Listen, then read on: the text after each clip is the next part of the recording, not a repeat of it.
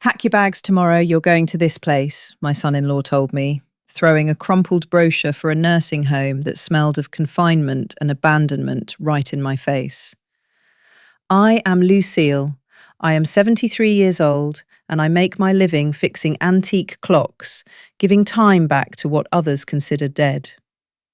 He forgot that the papers for this house, the very one he walked on with such arrogance, were locked away in my workshop, ready to be used. The paper of the brochure was that cheap, glossy kind that slips through your fingers, printed in oversaturated colours, to fake a joy no one in their right mind would believe.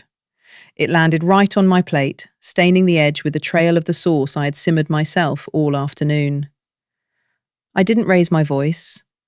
I didn't look away immediately. I just watched the trajectory of the paper, the way it landed, and then I raised my eyes to Marcus. He was standing on the other side of the table, chest puffed out, breathing with that heavy rhythm of a man who has just made a cowardly decision and needs to convince himself it was an act of bravery.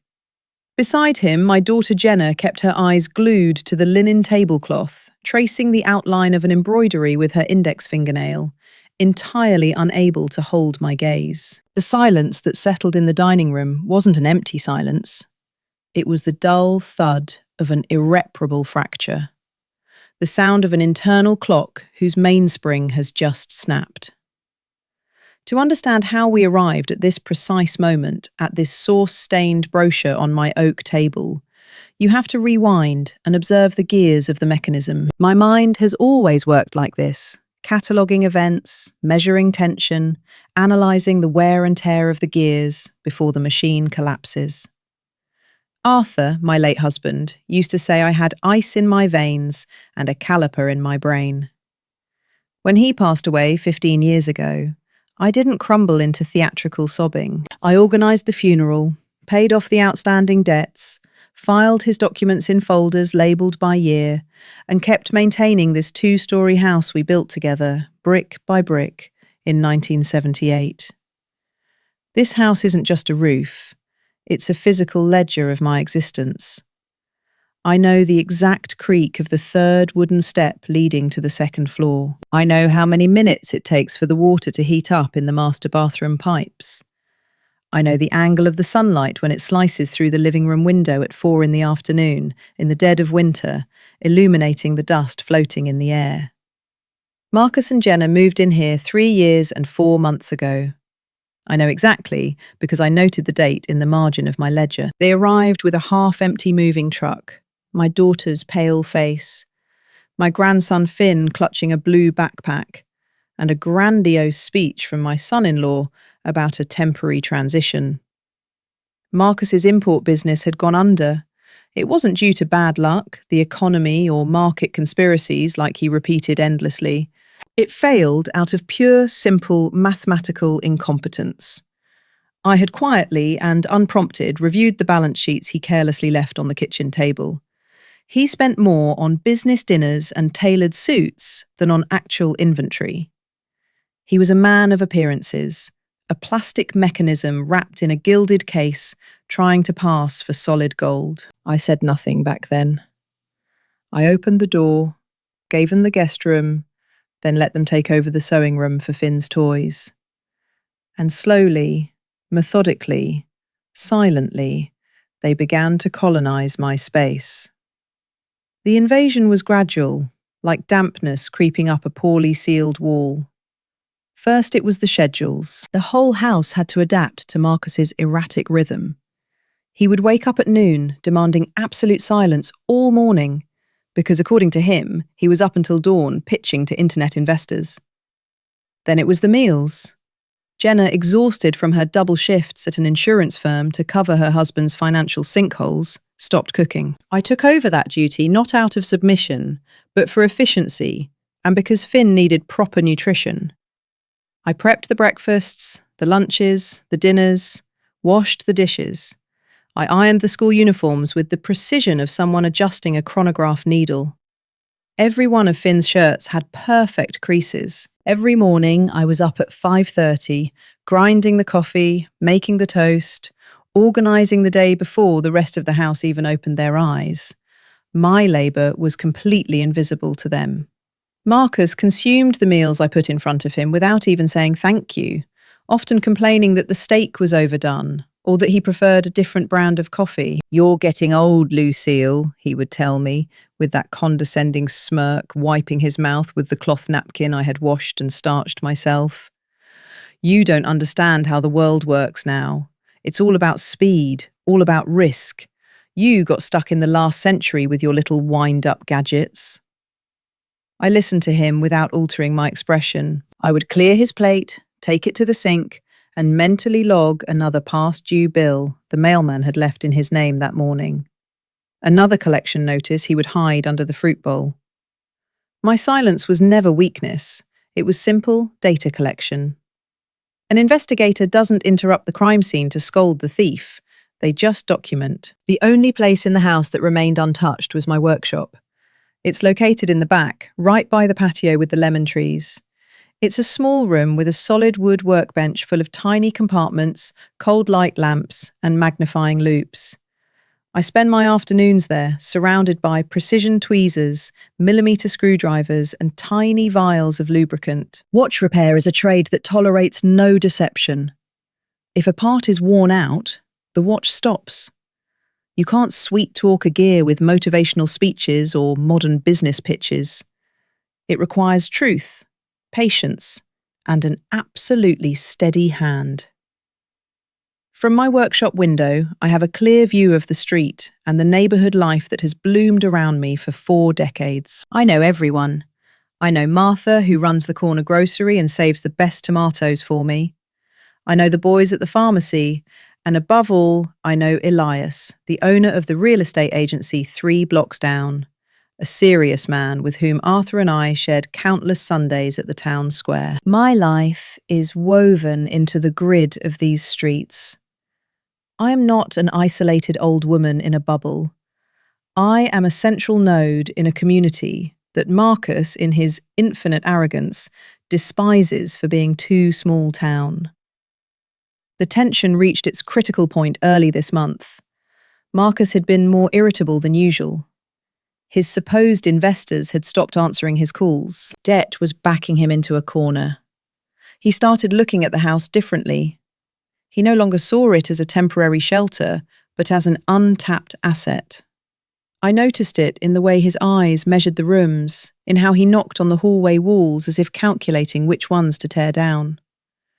One afternoon, Jenna walked into my workshop. She was pale, with deep dark circles marking a face that was once so vibrant. She rubbed her hands nervously, dodging my direct gaze. She told me they needed more room, that Finn was growing, that Marcus needed a real office to close his deals and get out of this slump. She suggested, with the trembling voice of someone reciting a forced script, that the house was too big for just me, that maybe I'd be more comfortable in a smaller place where I wouldn't have to worry about maintenance. I pulled the loupe away from my eye, set my tweezers down on the green felt mat, and stared right at her. I didn't argue. I just asked her in a neutral tone who was going to pay for this supposedly smaller place if they couldn't even cover the current month's electric bill. Jenna lowered her head and walked out of the workshop without answering. That was the prelude, the confirmation that the mechanism of our cohabitation was about to collapse. And that brings us to tonight, Thursday. 57 degrees outside. Dinner was served. I had made beef stew, Finn's favourite. Even though the boy was upstairs finishing homework and hadn't come down yet, Marcus sat at the table without washing his hands. He was wearing a shirt I had ironed that very morning. Jenna poured the water, avoiding clinking the glasses. The atmosphere was thick, charged with that static electricity that precedes a dry thunderstorm. Marcus took a couple of bites, chewed with apathy, and then dropped his silverware onto the plate, making a sharp, aggressive metallic clatter. He leaned back in his chair, crossed his arms, and locked his eyes on me. "Lucille." He started using that tone of fake respect that always preceded a demand. "I've been crunching the numbers. This situation is no longer sustainable. The house is old, it needs repairs you can't afford, and we need to expand. I have a project lined up that requires me to host clients here, And frankly, the environment isn't right. I kept cutting a small piece of meat. My movements were measured. I looked him in the eye, waiting for him to finish his rehearsed monologue. "Jenna and I have made a decision," he continued, and I noticed my daughter shrink a little more into her chair at hearing her name dragged into that sentence. "It's for your own good. You need to rest. You need a place where they take care of you, where you don't have to worry about cooking or cleaning. You're an old woman now. You're a burden to the progress of this family by clinging to a house that's way too big for you." The word hung suspended in the air. Burden. An interesting term coming from a man who had spent 39 months living under my roof, eating my food, using my hot water and sleeping in beds I bought. A man whose only provable income over the last 3 years had been the lies he told his wife. I didn't feel emotional outrage. I felt the coldness of a confirmed diagnosis. My analysis was correct. The parasite had decided it was time to devour the host to survive. That was when he reached into his jacket's inner pocket and pulled out the paper. He unfolded it with a sharp flick and tossed it onto the table. The brochure slid across the tablecloth until it hit my plate. "Sunset Pines," it read in golden cursive letters, right next to a photo of smiling seniors in a synthetic garden. I knew exactly what that place was. It was on the outskirts of the city, a warehouse for forgotten elderly state-funded, notorious for being understaffed and reeking of industrial bleach. It was the cheapest place he could find. "Pack your bags tomorrow, you're going to this place," he pronounced, hitting every syllable to project authority. "I already called this afternoon, they have a bed available. We've decided we're going to mortgage this house to inject capital into my new firm. You will sign the deed transfer papers first thing tomorrow morning before you leave. Don't worry, I'll handle the paperwork." The silence that followed was absolute. I could hear the ticking of the wall clock behind me. It was a pendulum clock I had calibrated myself a decade ago. It lost barely 2 seconds a month. I looked at the brochure. Then I looked at Jenna, my daughter. The little girl I had taught to read, the woman I had held when she cried from sheer exhaustion, kept her head down. There was no surprise on her face. She knew.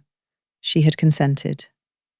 The weight of that betrayal hurt, of course, but my analytical mind quickly encapsulated the pain to process it later. Right now, there was no room for tears.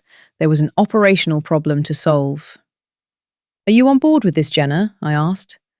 My voice came out clear, unwavering with the precision of a scalpel. She swallowed hard, moved her lips a couple of times before any sound came out. "Mum, Marcus is right. It's what's best for everyone. We need the money from the house to get back on our feet. You'll be well taken care of there. We'll come visit you on Sundays." I nodded slowly, a single tilt of the head. The evidence was complete. The case was closed. Marcus was watching me with a half smile, convinced that my lack of hysterics was a sign of surrender. He expected screaming. He expected begging. He expected the fragility of a frightened old woman. He didn't understand that my calm was the result of knowing exactly how many cards I held, and knowing the rules of the game better than he did. "Tomorrow," I repeated in a whisper, almost to myself. "Tomorrow, first thing," he confirmed, rapping his knuckles on the table. "So I suggest you start packing your things. You don't need to bring much. They give you uniforms there." I didn't say another word.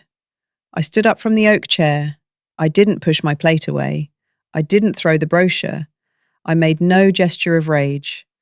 I simply stood up with my back perfectly straight, smoothing the skirt of my dress. I walked toward the hallway leading to the bedrooms. Behind me, I heard Marcus exhale loudly, saying something about how easy that had been, and "I told you the old lady wasn't going to be a problem." I stepped into my bedroom and closed the door without a sound. I turned on the nightstand lamp. The yellow light washed over the perfectly made bed, the dark wood armoire, the dresser where I kept my photographs. I went straight to the corner where I keep my luggage. I pulled out a small brown leather suitcase, sturdy and practical. I unzipped it on the bed. My mind was working with glacial efficiency. I wasn't packing out of obedience. I was packing out of strategy. I packed 3 changes of clothes, a comfortable pair of shoes, my toiletries. Then I walked into my workshop, which connected to my bedroom through an interior door. The shop was dark, illuminated only by the street lamp filtering through the window. I went straight to the wall safe hidden behind the spare parts shelf. I dialed the combination from memory. 4 turns right, 2 left, 1 right. The heavy mechanism yielded with a dull click. From inside, I pulled out a thick plastic folder. Inside were the house deed, the property titles, the tax records, everything in my name, impeccably up to date. Marcus, in his supreme stupidity, had assumed that because I was married to Arthur, the house had automatically fallen into some manageable legal limbo after his death. He never bothered to check that the property was bought solely in my name from day one, using money from my own family inheritance, and that he had 0 legal authority to mortgage so much as a brick on the exterior wall. I also took out my main tool case, my favourite tweezers, my loops, the digital caliper, the things that defined me. I placed the folder and the tool case into the suitcase. I zipped it shut, put on my grey wool coat, wrapped my scarf around my neck, and grabbed the suitcase handle. I left the bedroom and walked down the hall toward the front door. Passing the archway to the dining room, I paused for a second. They were still sitting there. Marcus was pouring himself another glass of wine, laughing at something, already celebrating his imaginary victory. Jenna was staring blankly at the wall. Neither of them saw me in the shadows of the hallway. I watched the scene like someone observing the malfunction of a machine that is beyond repair. I had spent 3 years lubricating their gears, absorbing their friction, keeping this home running at the expense of my own energy. And this was the currency of exchange, a charity asylum and property theft. I didn't feel sorry for myself. I felt a deep, cold pity for them, for the ignorance of believing they could discard me like an old piece of furniture without facing the consequences of gravity. I pivoted on my heels, reached the solid wood front door, grabbed the cold brass knob and turned it slowly to avoid making a sound. I stepped out onto the front porch. The night was clear, and the cold air hit my face, waking up every nerve ending in my skin. The sky showed a few stars, dimmed by the city lights. I walked down the tiled path to the sidewalk. I didn't look back. I took my cell phone out of my coat pocket and dialed the number for the cab company that operated a few blocks away. While waiting for the dispatcher to answer, my eyes drifted to the street corner, where the sign for Elias's real estate agency glowed faintly under a streetlight. The grid of my community was right there, asleep but present, waiting to be activated at the first light of dawn. The cab arrived in under 5 minutes. The driver, a young kid I didn't recognise, got out to help me with the suitcase. "Where to, ma'am?" he asked, noting the hour and my light luggage. "To Central Avenue, the hotel across from the Civic Plaza," I replied, my voice firm and clear. I got into the back seat. The engine started with a soft purr. Through the window, I watched the facade of my house pull away. The dining room lights were still on. Inside, an arrogant man and a cowardly woman thought they had won the game. They thought they controlled the board, completely oblivious to the fact that the owner of the board had just walked away with the pieces, the rules, and the entire table. I settled into the seat, closed my eyes for a moment, and began mentally reviewing the legal steps and the visits I would make first thing tomorrow. The time for patience was over. The time for precision had begun. And if there was one thing I knew how to do better than anyone in this world, it was dismantling defective machinery piece by piece until nothing was left but the naked weight of the truth. I rested the plastic folder on my lap, feeling the heft of the documents under my hands, and let the taxi carry me into the start of the next day. The door to the house, my house, had been shut behind my back, and with it, its fate was sealed. The lobby of the downtown hotel smelled of floor wax and reheated coffee, a mix that brought back memories of the early mornings when Arthur and I would travel upstate hunting for clock parts. The night shift receptionist was a young, skinny kid wearing a uniform a size too big. He was nodding off behind the mahogany counter when the sound of my suitcase wheels rolling over the granite floor made him jump. He rubbed his eyes, blinked twice, and his sleepy expression instantly morphed into genuine surprise. "Mrs. Lucille?" he asked, straightening up quickly and adjusting his tie. "What are you doing out here at this hour?" I recognized him immediately. It was Sam, Martha's grandson, the same kid whose grandfather's pocket watch I had repaired a couple of years ago. A beautiful piece, a 1950 Longines that had come into my shop with its mainspring snapped in half. "Good evening, Sam," I replied, stepping up to the counter with a straight back, resting both hands on the cold wood. "I need a single room, please, facing the street, if possible. I like to hear the noise of the morning." Sam looked at my small suitcase and then at my face. He didn't ask any impertinent questions. That's the advantage of belonging to a community where respect still carries weight. People know how to read the silence. He grabbed a key with a heavy brass fob from the back panel and handed it to me with both hands as if offering an object of great value. "Room 204, Mrs. Lucille. It's the quietest one on the second floor. Don't worry about checking in right now. I'll take care of the ledger. Let me help you with the bag." "No need, son. It's light." I walked up the carpeted wooden stairs. Every step creaked at a different pitch. A symphony of old wood that I found strangely comforting. Entering the room, I flipped on the main light. It was a modest, clean space, with a white bedspread, a small desk by the window, and a sliding door closet. I put my suitcase on the bed and took off my coat. I didn't feel sleepy. The adrenaline, cold and methodical, was coursing through my veins, keeping a steady beat. I went to the window, pulled back the heavy curtain, and looked out over the Civic Plaza. The street lamps illuminated the pruned trees and empty benches. The city was asleep, ignorant to the little betrayals brewing inside its houses. I pulled out my pocket watch, a Swiss mechanism I always keep pinned to my skirt. It was 2:15 in the morning. I popped it open.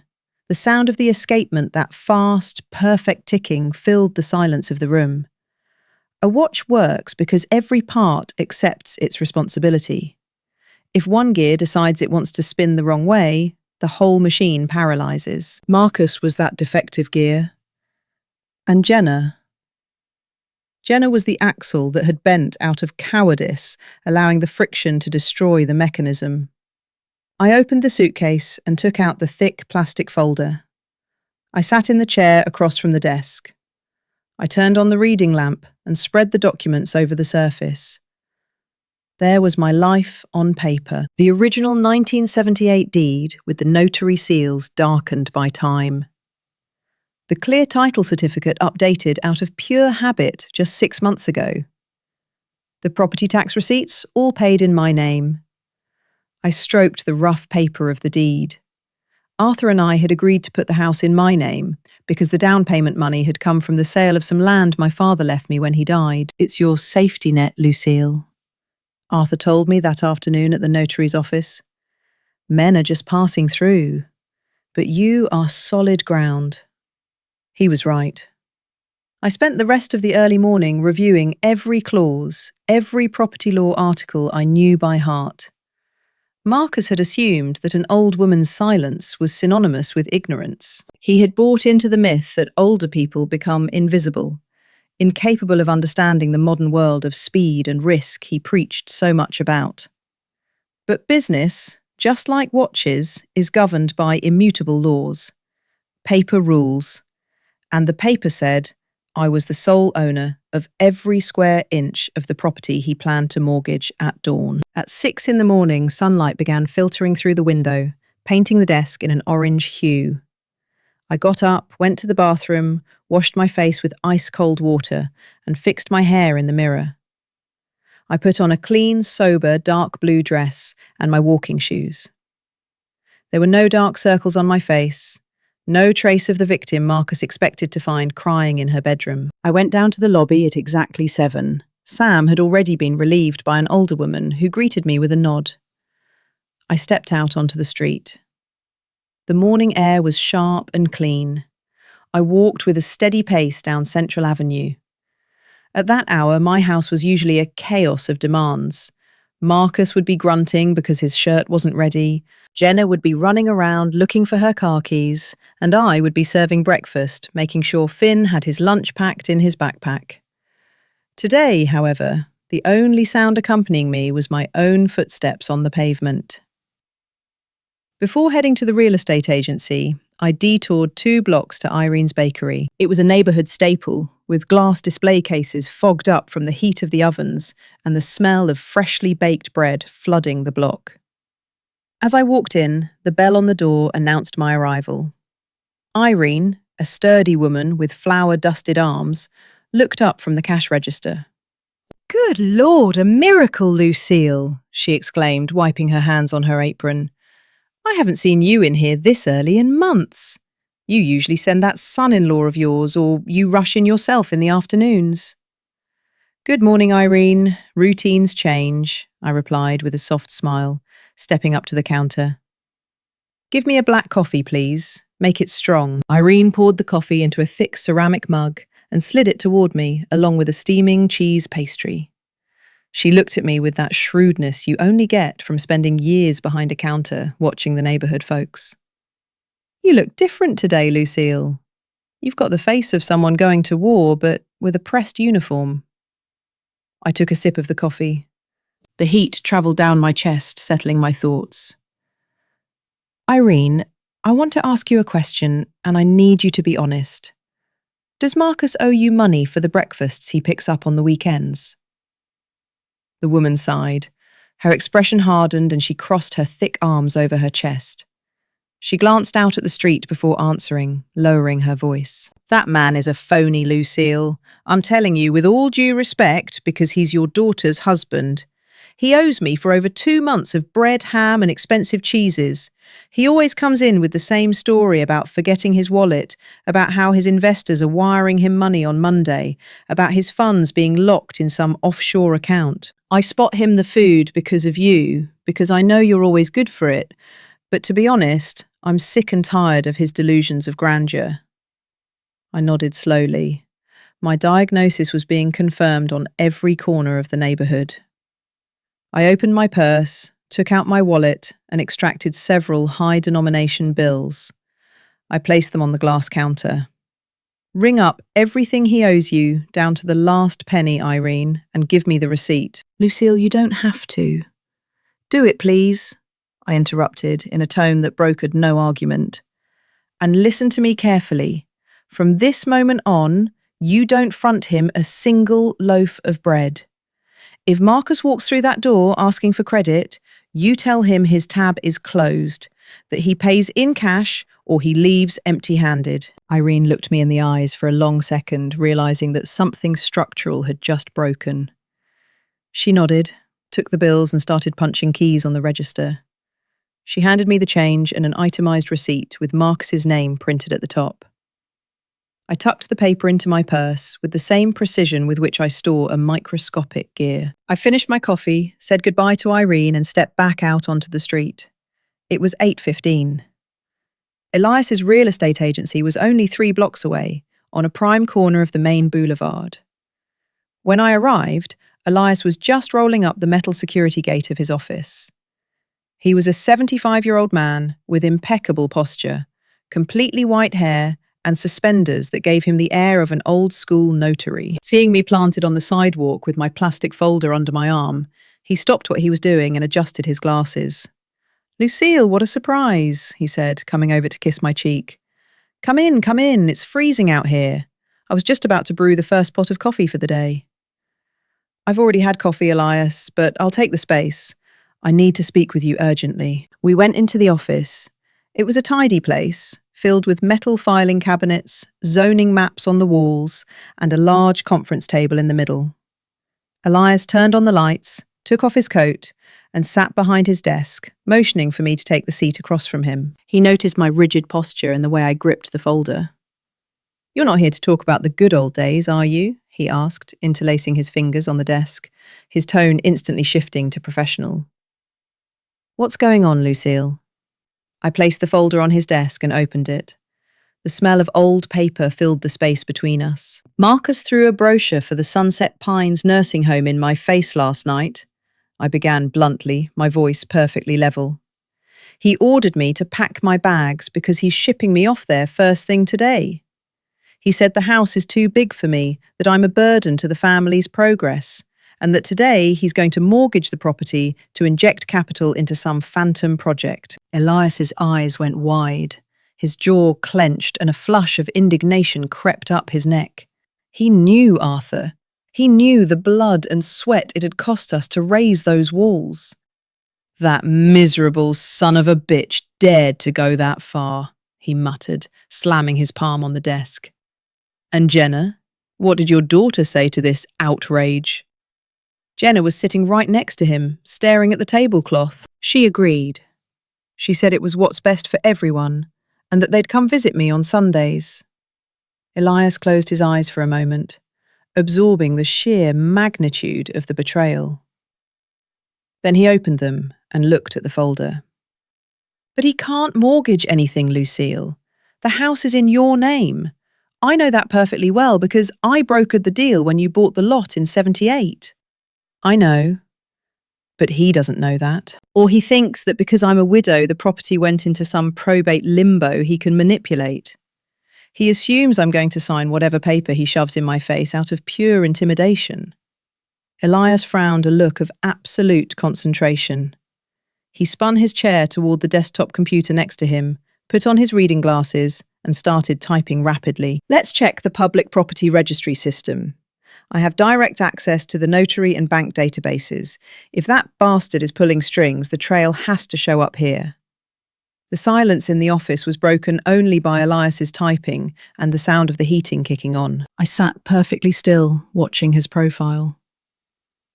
For 3 years, Marcus had strutted around my house like a peacock, talking about business networking and market strategies, belittling my trade as a watchmaker. He was about to find out that real networks of power aren't built at fancy dinners with borrowed money, but through decades of trust, honest handshakes, and the shared memory of a neighborhood. Here it is, Elias said suddenly, his voice heavy with profound disgust. Lucille, look at this. I stood up and walked around the desk to look at the screen. There was a digital form bearing the seal of a shady lending firm, the kind that hands out quick loans with predatory interest rates in exchange for real estate collateral. Yesterday afternoon, they submitted a mortgage pre-approval application using your home address, Elias explained, pointing at the filled fields on the screen. Marcus is listed as the primary applicant, and look at this. Right here in the loan officer's notes, it says, client claims to hold full and sufficient power of attorney over the property owner, who is currently undergoing a declaration of incompetence due to senile dementia. I felt a sudden freeze in the pit of my stomach. It wasn't pain. It was the absolute realization of how low he had sunk. He was going to lock me up in the nursing home, not just to get me out of the way, but to use that confinement as proof of my supposed mental decline, giving him a green light to plunder my estate with a fake, or forced, power of attorney. Declaration of incompetence, I murmured, tasting the venomous words. That was the whole plan. That explained the rush, the cheapest and most isolated facility. It's a federal crime, Lucille. Attempted fraud, perjury, elder abuse. The list goes on, Elias said, leaning back from the screen and looking me dead in the eye. The process is stalled in the system because the lender requires the original deeds and your physical signature in front of their notary to release the funds. That's why he demanded you sign today before leaving. I walked back to my chair and sat down slowly.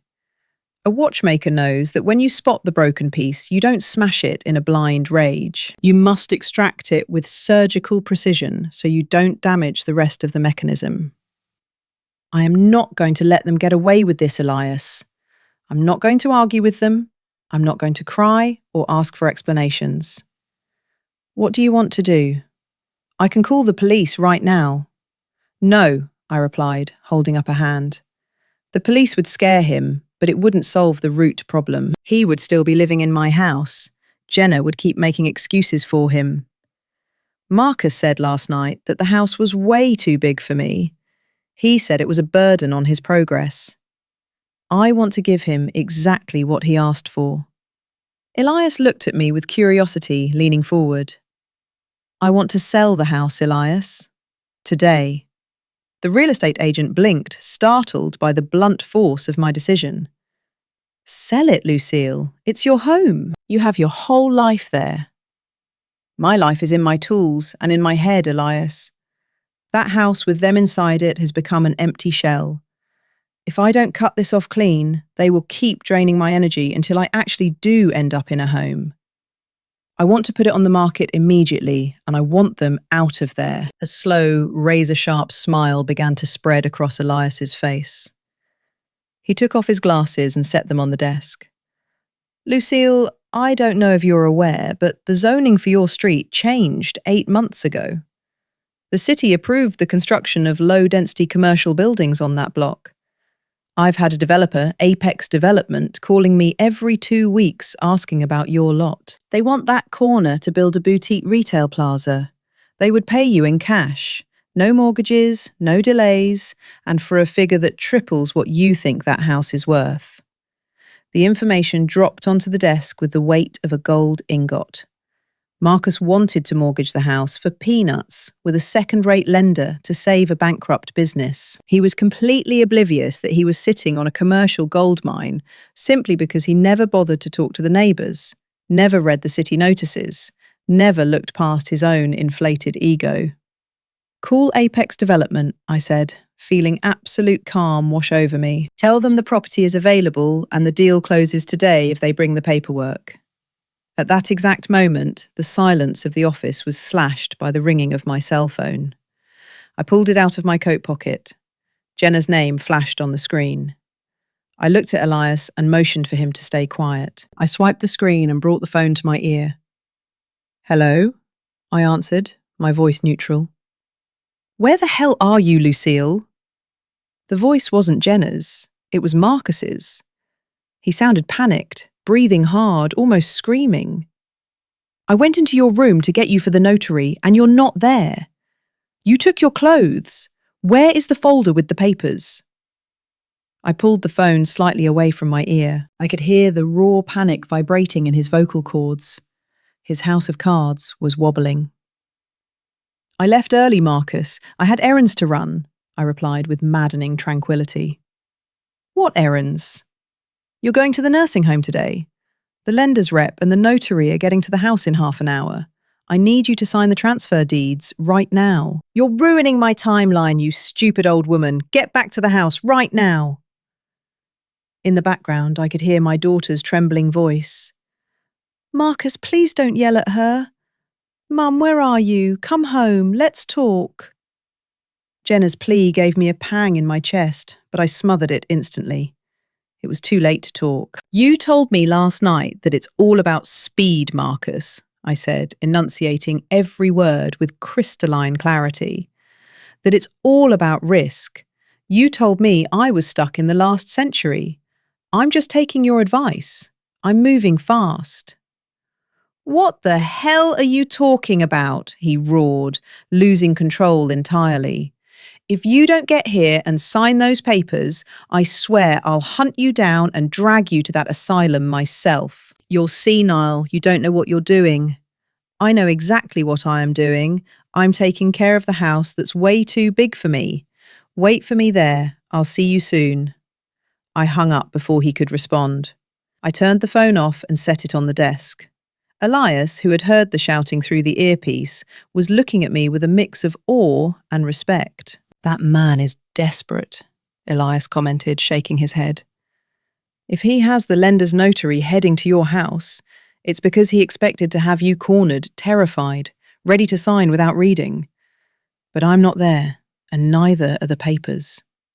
Elias jumped up suddenly, injected with youthful energy. I'm calling Eleanor Vance my go-to attorney. She's ruthless. I'm going to ask her to come over immediately. We are going to draft an absolute mandate of sale in my name and an immediate eviction notice for attempted fraud and financial abuse. If he already called a crooked notary to your house, we'll show up with the law in hand. And the rightful owner. He nodded and picked up his desk phone. While he spoke rapidly to the lawyer, I stood up and walked over to the agency's front window. The city was fully awake now. Cars sped by. People walked to their jobs, oblivious to the silent war being waged inside that office. I thought of the beef stew I had left on the table last night. I thought of Marcus's iron shirts. I thought of Jenna's complicit silence. I had spent 3 years being the invisible maid of my own home, allowing them to treat me like an old piece of furniture about to be thrown out. Eleanor Vance arrived 15 minutes later. She was a woman in her 50s, dressed in an impeccable tailored suit, carrying a black leather briefcase. She blew in like a gust of efficient wind. Elias introduced us quickly and summarized the situation, showing her the record of the attempted fraud on the screen. The lawyer reviewed my deeds with a critical eye. Flawless, she ruled, closing the folder. Mrs. Lucille, what your son-in-law attempted is a major felony. But beyond the criminal aspect, from a civil standpoint, he is merely a squatter on your property. He has no lease agreement, he has no squatter's rights, and with this attempted fraud, he forfeits any courtesy considerations. I want to sell the property to Apex Development today, councillor, and I want Marcus and his family out of the house before noon. Miss Vance nodded, pulled out her laptop and began drafting the documents at breakneck speed. We will sign an irrevocable promise of sale with the developer. Elias will make sure the Apex rep is ready. Simultaneously, we will sign an extrajudicial eviction order.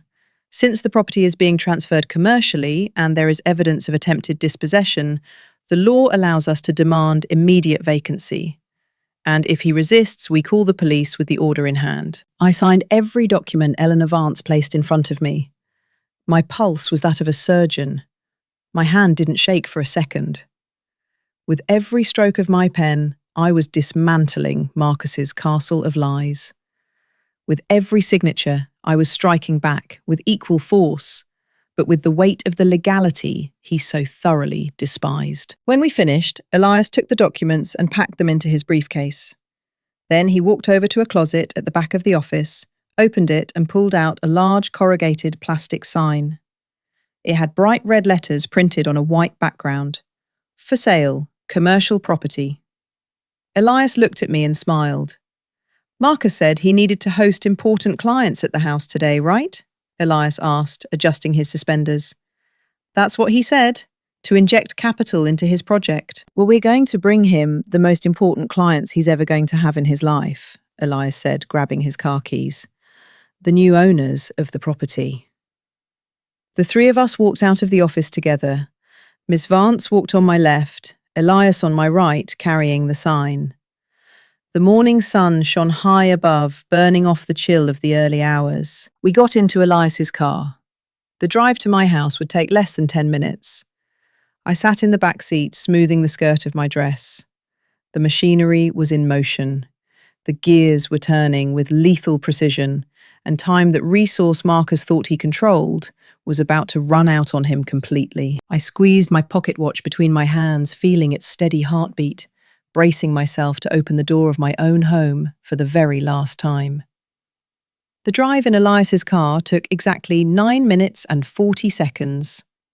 I timed it by the steady vibration of my pocket watch resting against the fabric of my skirt, marking the pulse of a morning that no longer belonged to the realm of routine, but to the realm of dissection. Through the window, I watched the streets of my neighbourhood roll by at a moderate speed. I knew every crack in the sidewalks, every tree whose roots had buckled the concrete over the decades. These were streets built by people who understood the value of a foundation of slow, quiet work. The exact opposite of my son-in-law's papier-mâché philosophy. In the passenger seat, attorney Eleanor Vance was reviewing the documents we had just printed. The sound of the turning pages was crisp, dry, professional. I hadn't exchanged many words with her since we left the agency, but it wasn't necessary. I recognise people who operate on my same frequency.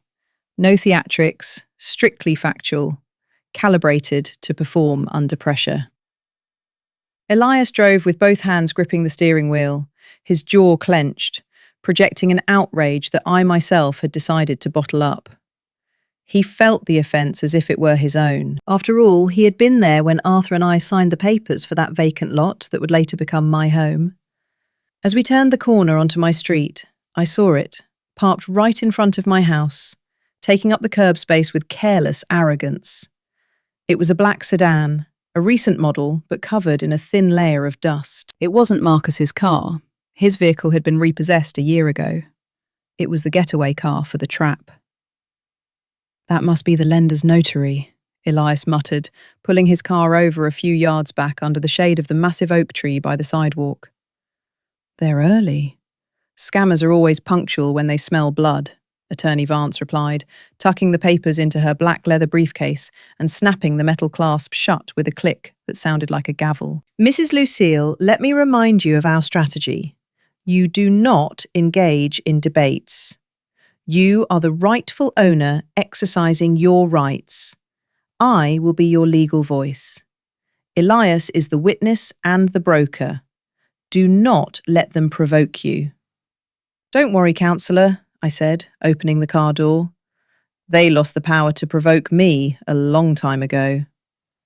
I stepped out of the vehicle. The morning air still held an icy edge. I walked up to the wrought iron front gate, the same one Arthur used to paint every other summer. Behind me, I heard the firm footsteps of the lawyer and the sound of Elias's trunk popping open to retrieve the corrugated plastic sign. I didn't stop to wait for them. I took my key from my purse, slid it into the outer gate lock, and opened it silently. The front yard was exactly as I had left it. The rose bushes pruned, the lawn damp with dew. I walked up the 3 porch steps. I could hear voices coming from the dining room. Marcus's voice, loud, projected, using that tone of fake camaraderie he reserved for people he planned to use. He was talking about projections, cash flows, a brilliant future built on thin air. I slid the main key into the heavy, solid wood door. The mechanism turned as smoothly as ever. I pushed the door open. The foyer greeted me with the familiar smell of floor wax and freshly brewed coffee. Down the hall in the dining room, the scene was set up like a tacky painting. Marcus was standing pouring coffee into my fine china cups, wearing a grey suit that was slightly too tight on him. Sitting at the head of my oak table, occupying the seat that used to be Arthur's, was a sweaty-looking man in his 50s, despite the cold, wearing a cheap suit with an open briefcase overflowing with thick stacks of paper. And in the corner, huddled in a chair by the china cabinet, was Jenna, holding a mug with both hands, staring down at the dark liquid as if she could find an emergency exit inside it. The sound of my footsteps on the hardwood made all 3 of them snap their heads up almost in unison. Marcus's smile froze. The glass coffee pot hovered in the air for a second before he slammed it down onto the table, spilling a few drops on the embroidered tablecloth. "Look who finally shows up," he exclaimed, taking 2 steps toward me, puffing out his chest to reclaim his fake authority. "I thought you got lost in the street, Lucille. I told you not to leave.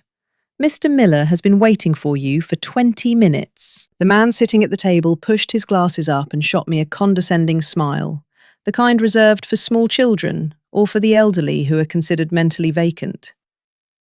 "Good morning, Mrs. Lucille," Mr. Miller said in an oily voice. "Your son-in-law mentioned you went out for your morning stroll. Walking is good, helps with the circulation. Come sit here next to me. We just need a couple of little signatures to sort out the house matters, and then you can head off to your new home in peace. We have everything ready for your transfer."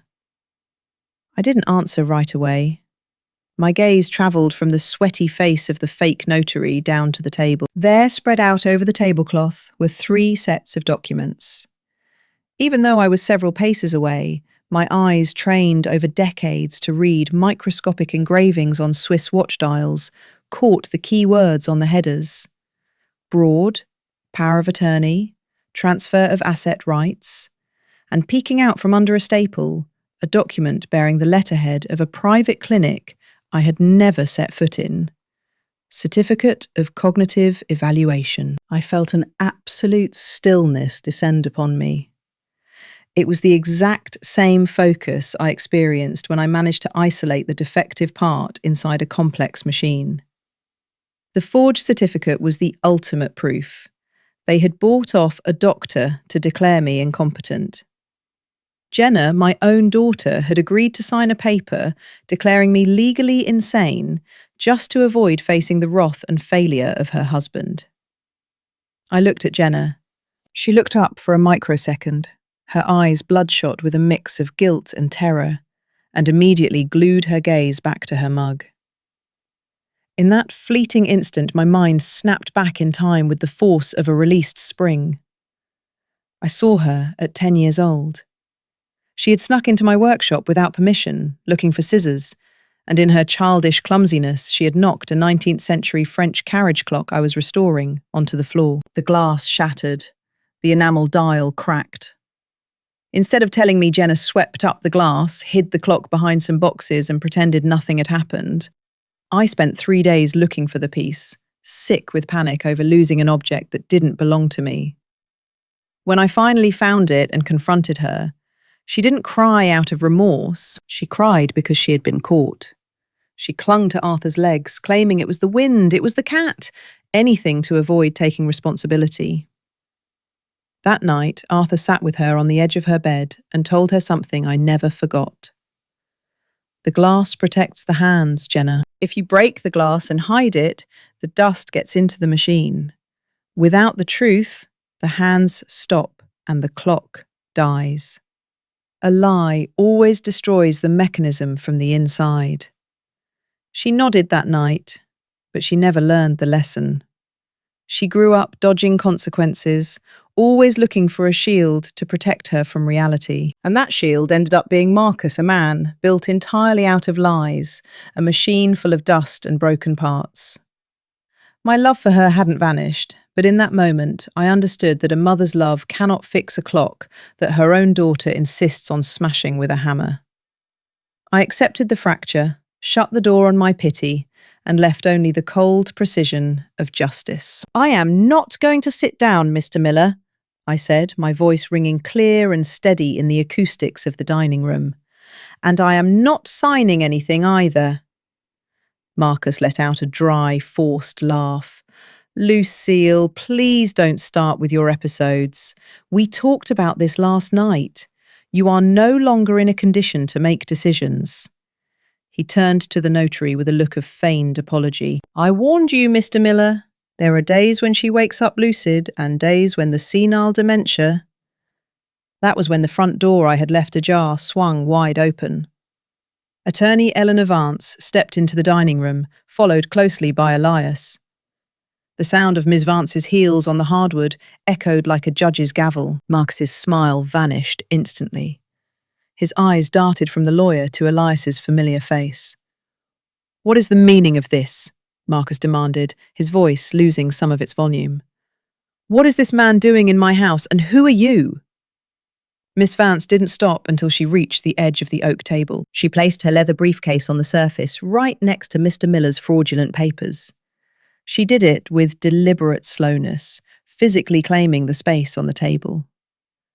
"Good morning," the attorney said in a tone that allowed no rebuttal.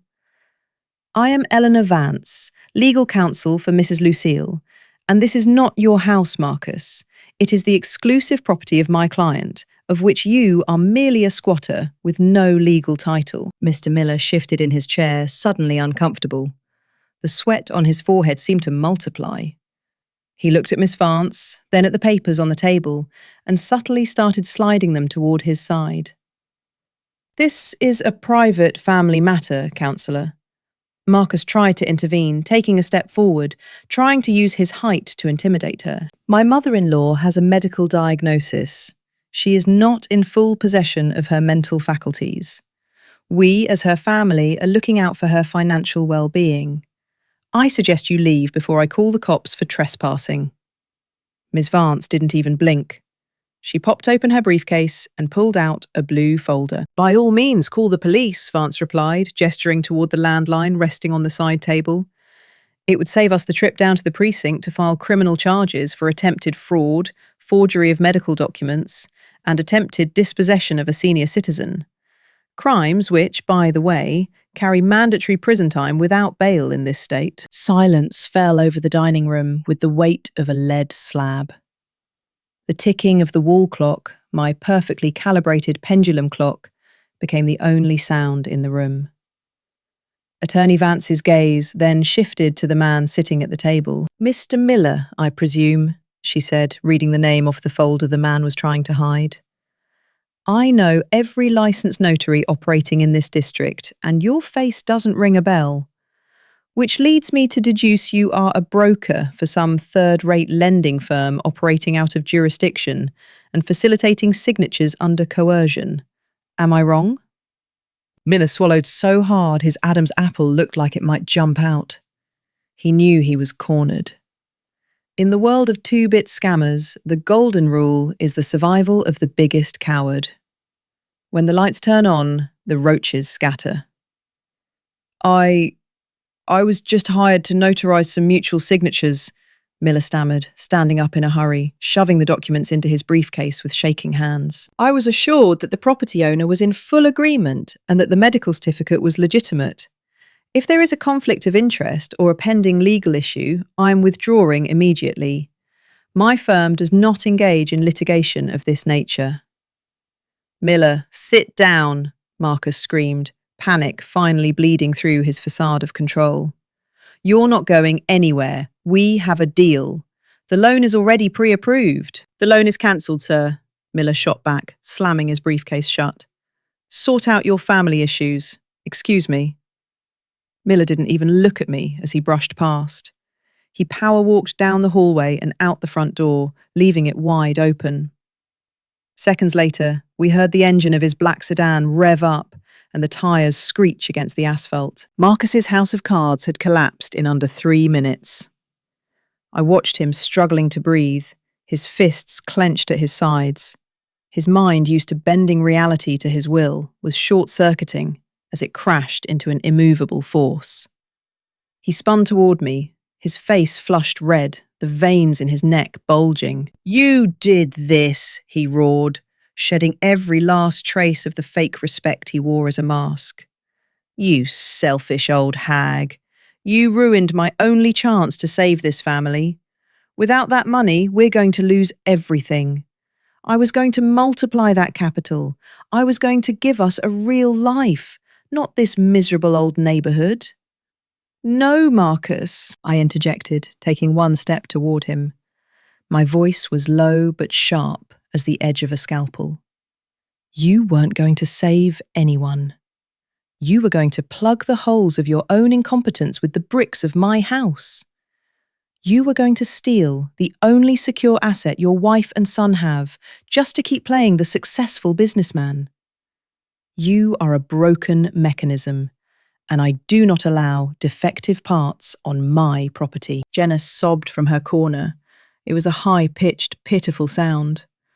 "Mum, please," she begged, finally standing up from the chair, her hands clasped in front of her chest. "Understand, we were desperate. Marcus swore to me the business was going to work this time, that the nursing home would only be for a few months until we bought a new condo with the profits. You don't understand business, Mum.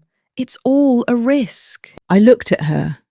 I truly looked at her, searching for some trace of the adult woman she should be, and found only the scared little girl hiding the broken glass. "You take risks with your own money, Jenna," I replied without shifting my expression. "When you take it with someone else's money, behind their back and through deceit, it's not called business. It's called theft. And the fact that you were willing to lock me in a charity asylum to finance his delusions is a bill I am not going to pay."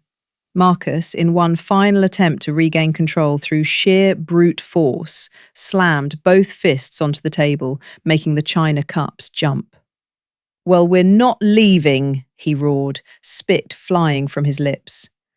"Let's see you trying to throw us out.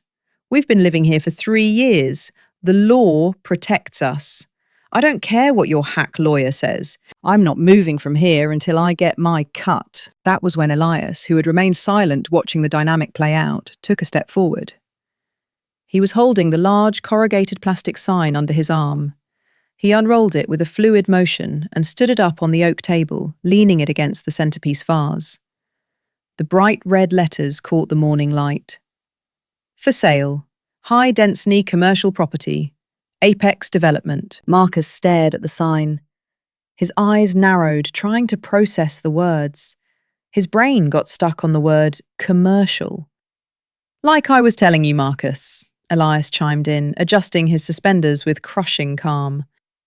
You talk a lot about business, but it seems you don't do your homework. The city changed the zoning for this block 8 months ago. Your mother-in-law isn't sitting on an old house. She's sitting on prime commercial real estate. Apex Development, the biggest construction firm in the city, has spent half a year trying to buy this corner to put up a boutique plaza. Marcus's jaw dropped slightly. The red flush of his rage was gradually replaced by a sickly pallor. He was doing the math.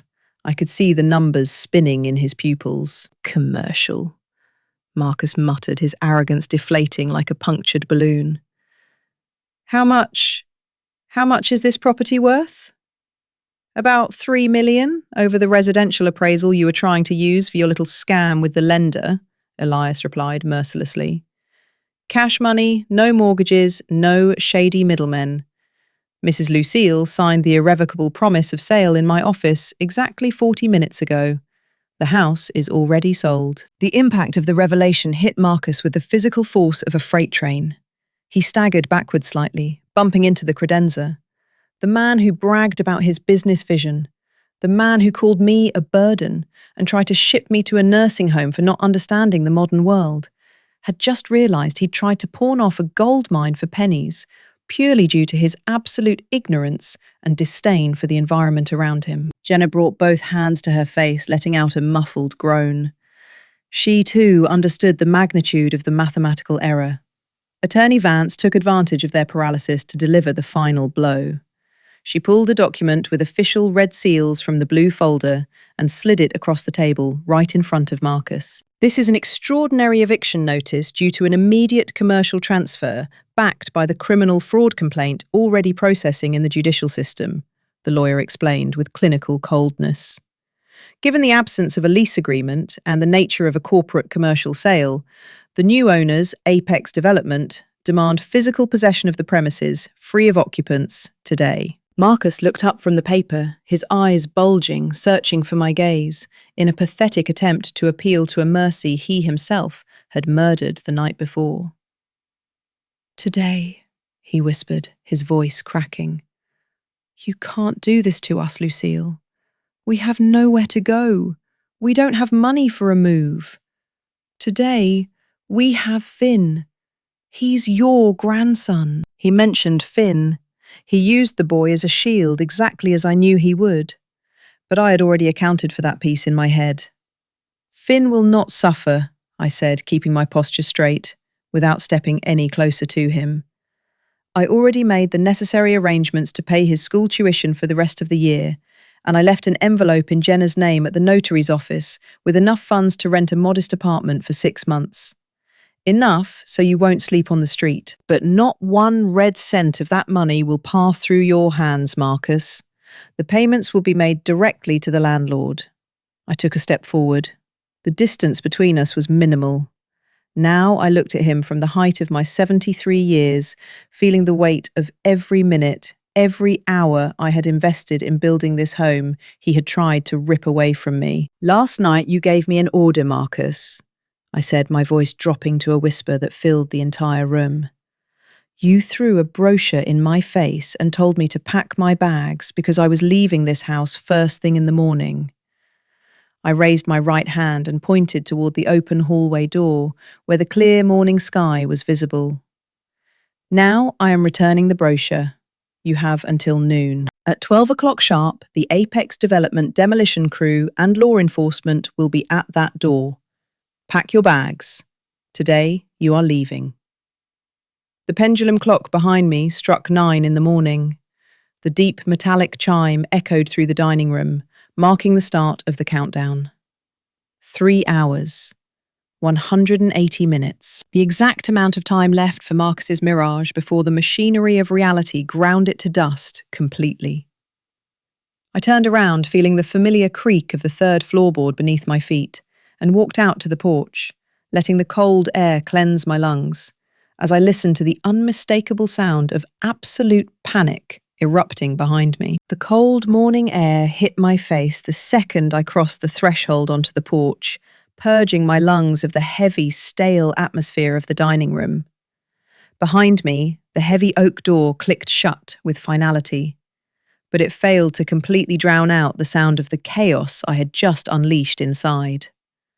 I heard the dull thud of a chair hitting the floor, followed by the muffled echo of Marcus screaming. His voice, stripped of that veneer of fake elegance he rehearsed so much in front of the mirror, now sounded sharp, broken, barking meaningless orders at a woman who no longer knew how to obey them. Attorney Eleanor Vance stepped out behind me, snapping her black leather briefcase shut with a metallic clack that sounded like the strike of a judicial gavel. She adjusted the collar of her coat and checked her wristwatch. 9:05, the lawyer stated, her voice entirely devoid of agitation. The timeline is in motion. I've sent a message to Apex Development's legal counsel. The eviction crew and the developer's surveyor will arrive at exactly 11:45 to conduct the final walkthrough of the premises before the physical handover. Elias walked down the porch steps and rubbed his hands together for warmth. His usually serene face displayed a mix of satisfaction and contained tension. That miserable punk thought he could trample 40 years of this neighbourhood's history with a forged piece of paper, Elias muttered, glancing toward the dining room window where Marcus's silhouette was pacing erratically back and forth. Lucille, are you sure you want to stay here for these 3 hours? I can take you back to my office or the hotel. You don't have to witness the circus that man is about to put on. I shook my head slowly, gripping the handle of my purse. No, Elias. A watchmaker doesn't leave the workbench until the last defective part has been extracted and the mechanism is wiped clean. I have to pack the rest of my tools. My workshop has an independent entrance through the backyard. I don't need to cross paths with them in the hallway. I'll be in my car, parked right out front, Elias indicated, pointing to his vehicle by the curb. Miss Vance has to run to the courthouse to formally file the fraud charges, but I am not moving from this street until those two are outside with their bags. If I hear a single yell out of line, I'm coming in with the police. I thanked them both with a slight nod. Attorney Vance said her goodbyes with a firm handshake, promising to return before noon, and walked toward the main avenue to hail a cab. I walked down the steps and followed the gravel side path that bordered the house. The sound of my shoes crunching the small grey stones was immensely familiar. I knew the location of every rosebush, of every vine creeping up the brick wall. I passed by the kitchen window and could hear the sound of water gushing. Someone had left the faucet running in the midst of the panic. I reached the backyard. The lemon trees Arthur and I had planted were heavy with fruit, oblivious to the destruction of the home that gave them shade. I pulled the brass key from my pocket and unlocked the worn wooden door that granted direct access to my workshop. The interior welcomed me with its signature scent of polished brass, precision oil, and old wood. I switched on the cold light lamp over my workbench. Everything was exactly as I'd left it the afternoon before the nursing home brochure stained my table and my life. The titanium tweezers lined up by size, the millimetre screwdrivers in their rotating stand, the tiny vials of Swiss lubricant meticulously organised. I walked over to the back cabinet and pulled out a mahogany wooden box lined with green velvet, which I used to transport the most delicate mechanisms. I began packing with slow, automatic movements. First the calipers, then the loops. Then the tiny spare gears I kept in glass vials. As I was wrapping a pocket watch bell in tissue paper, the wall separating my workshop from the interior hallway trembled slightly. Pick up, pick up. Marcus's voice bled through the wall, muffled but perfectly intelligible. Julio, it's Marcus. Listen, I need that bridge loan we talked about. Yes, today, right now. What do you mean, no? I told you the house was the collateral. Don't hang up on me, Julio.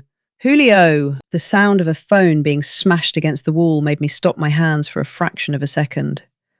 The grand business strategist, the man who considered me a burden for living in the last century, was discovering the fragility of his web of lies. His supposed investors were nothing but vultures waiting to feed on the carrion he promised to bring. With the house removed from the equation, Marcus was nothing, an empty shell. I went back to packing.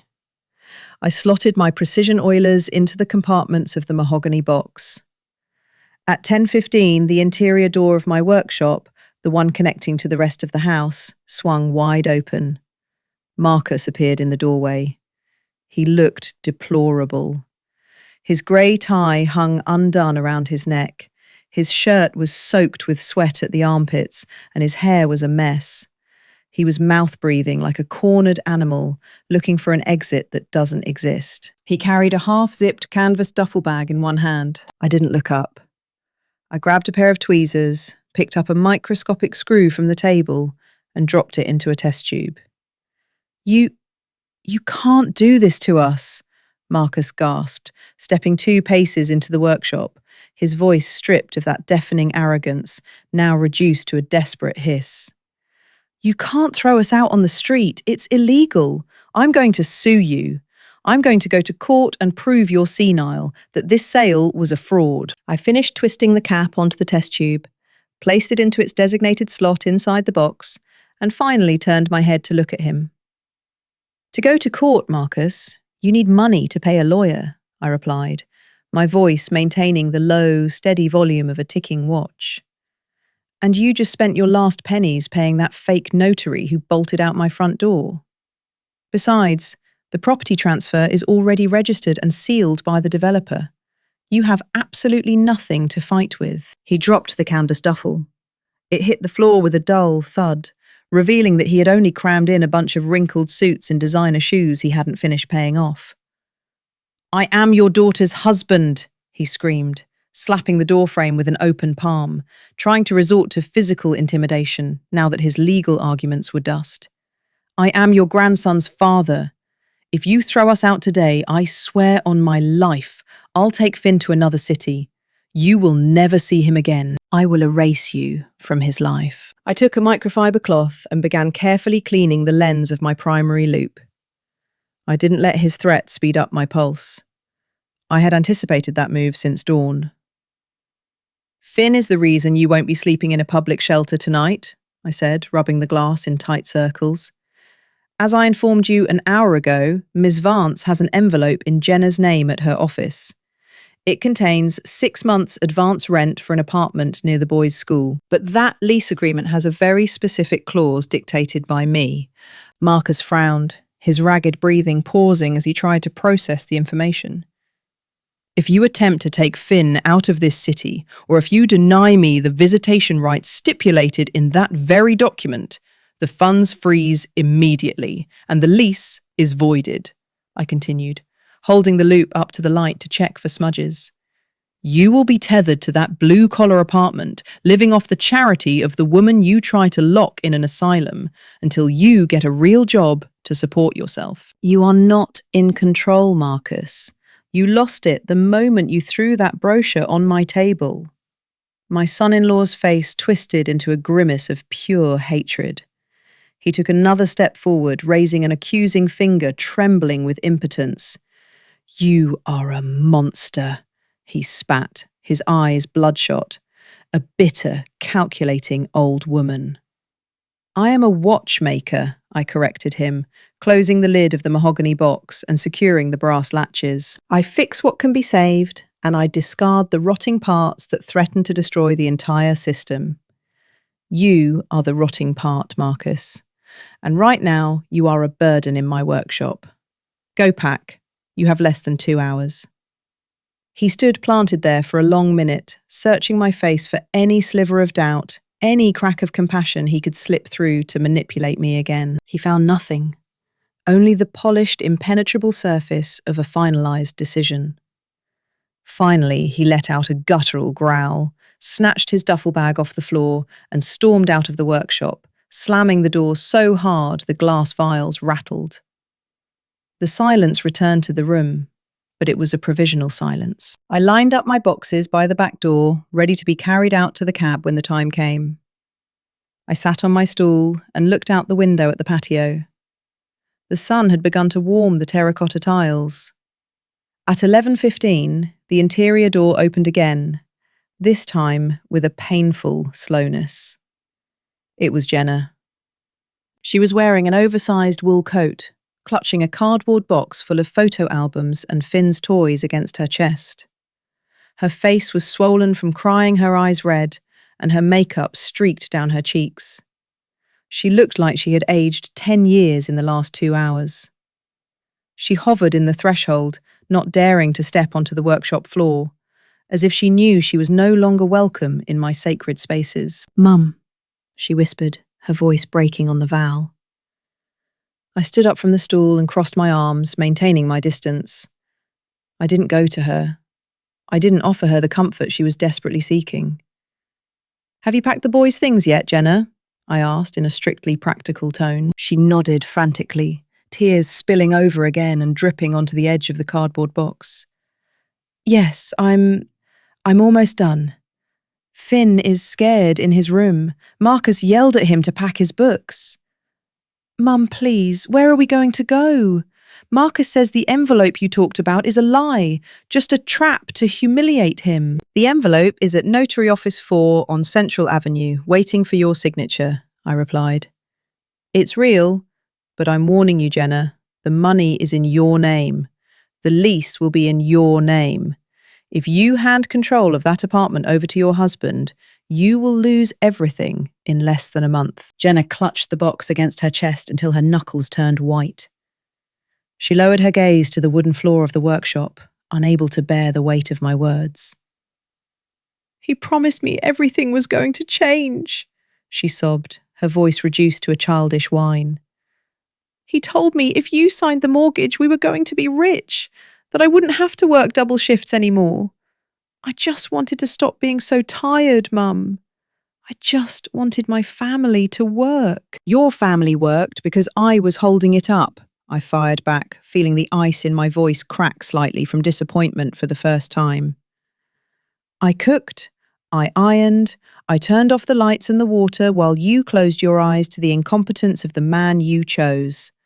And when he decided my existence was an obstacle to his fantasies, you lowered your head and agreed to throw me in the trash." "I was scared," Jenna screamed, lifting her face, her desperation finally shattering her usual silence. "You don't know how he gets when things don't go his way. You have ice in your veins, Mum. You calculate everything. You measure everything. I'm not as strong as you. Forgive me, please, forgive me." The echo of her plea bounced off the tool-lined walls. I watched her tremble, clinging to her memories in that cardboard box, and for a fraction of a second, the protective instinct of a mother threatened to cloud my judgment. But then I remembered the glossy brochure. I remembered the word burden. I remembered her complicit silence at the dining room table last night. "Forgiveness is a feeling. Jenna and I forgive you because you are my daughter," I said, measuring every word with surgical precision. "But trust is a structure, and you demolished that structure completely. You can have my forgiveness, but you no longer have my house or my protection. It is time for you to be an adult and face the consequences of the man you handed the wheel of your life to. And I promise you one thing. The second Marcus realizes there's no more easy money and no free roof, he will blame you for this failure. Prepare yourself for that." Jenna choked back a cry, squeezed her eyes shut and backed away into the hallway. She didn't argue anymore. She knew that every word I had spoken was an absolute truth she had spent years trying to ignore. She turned around and disappeared into the shadows of the house, taking with her the last remnants of the family we once were. At 11:30 in the morning, I walked out of the workshop through the patio door, carrying my 2 wooden boxes and my small leather suitcase. I walked down the exterior path until I reached the front sidewalk. The midday light was already washing over the street, illuminating the scene with ruthless clarity. The spectacle on the curb was pathetic. Marcus and Jenna were dragging their belongings out through the front door. There was no moving truck. Marcus had no credit and no cash to hire one. They were piling black trash bags full of clothes, poorly taped cardboard boxes and cheap suitcases directly onto the concrete sidewalk, right under the massive oak tree. Finn, my grandson, was sitting on one of the suitcases, clutching his blue backpack, staring into space, with a bewildered expression that broke my heart. I gave him a small wave from a distance. He saw me and lowered his head, ashamed of a situation he wasn't responsible for. The neighbourhood that community network Marcus so deeply despised for being small town hadn't taken long to notice the commotion. The curtains in the neighbouring houses were twitching discreetly. Irene, the bakery owner, had come out to sweep the sidewalk on her corner, even though there wasn't a single leaf to sweep. She stood there, leaning on her broom, watching the downfall of the man who owed her for 2 months of breakfasts. Sam, the hotel receptionist, was walking by with a couple of grocery bags and deliberately stopped next to Elias's car, crossing his arms to watch the finale. Marcus walked out the front door, carrying a clear plastic bin, the kind used for filing documents. He was sweating, his face red from the physical exertion and the humiliation of feeling watched by the neighbours. "Don't just stand there staring, you bunch of gossips," Marcus yelled, completely losing his temper when he noticed Irene and Sam. "Mind your own damn business." In his fit of rage, Marcus misstepped on the edge of one of the porch stairs. His ankle twisted slightly, he lost his balance, and he dropped the plastic bin to keep from falling flat on his face. The bin hit the concrete sidewalk and cracked in half with a sharp snap. The contents spilled all over the ground, dragged by the biting midday breeze. It wasn't the $1 million contracts or investment projects he bragged so much about. It was dozens of envelopes with red collection notices, past due credit card bills, pawn shop receipts, and flyers for payday loan agencies. One of the papers blew all the way down and landed at Irene's feet on the corner. The baker looked at it, looked up at Marcus, and let out a dry, humourless laugh. "Well, well, Mr. Marcus," Irene shouted from the corner, her voice echoing down the block. "Looks like your foreign investors are sending you nothing but collection notices. Let's see if you can pay me for the cheese pastries you ate for free with those." Marcus's face went from red to purple. He crouched on the sidewalk, crawling pathetically to try and catch the papers the wind was scattering, desperately trying to hide the evidence of his financial squalor from the very people he had treated with such disdain. Jenna ran out of the house and tried to help him, but he swatted her away violently. "Leave it!" he screamed at his wife, his hands full of crumpled papers.